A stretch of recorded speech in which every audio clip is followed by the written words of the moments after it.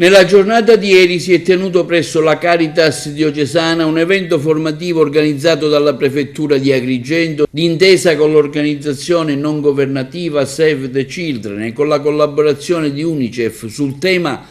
della tutela dei minori stranieri non accompagnati. L'incontro è stato moderato dal dirigente dell'ufficio immigrazione della Prefettura Gabriele Barbaro, è stato arricchito dall'intervento di Lisa Bieloglic, Valentina Mascali, Giulia Malatesta e Ivana Dimino, referenti del programma di intervento in frontiera di Save the Children.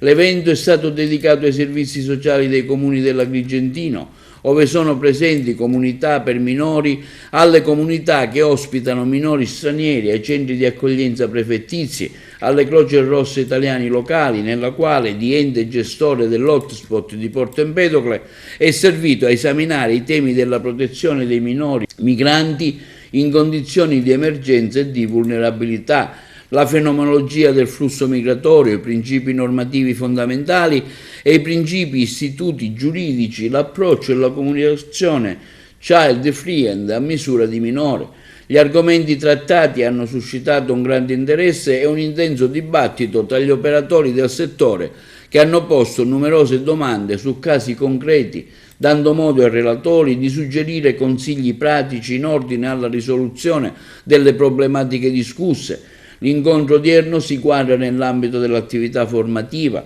voluta dal prefetto Filippo Romano in favore delle amministrazioni locali, degli enti del terzo settore, allo scopo di favorire la collaborazione interistituzionale sui temi di comune interesse e la crescita professionale degli operatori del settore dell'accoglienza dei migranti.